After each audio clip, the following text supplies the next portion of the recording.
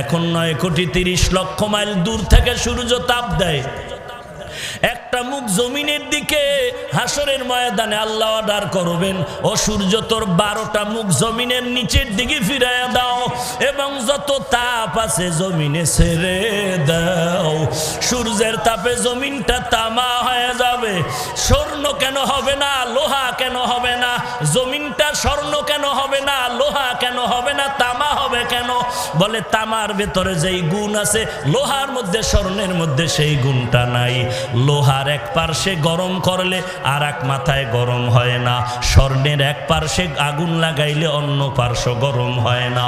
কিন্তু তামার ভেতর এমন একটা গুণ, এক কারনার থেকে যদি গরম করা হয় পুরা তামার অংশটা গরম হয়ে যায়। সূর্যের তাপে জমিনটা তামা হয়ে যাবে। হাসরের মাঠের মানুষ গুনাহগারগুলোর মাথার মগজগুলো ভাতের মারে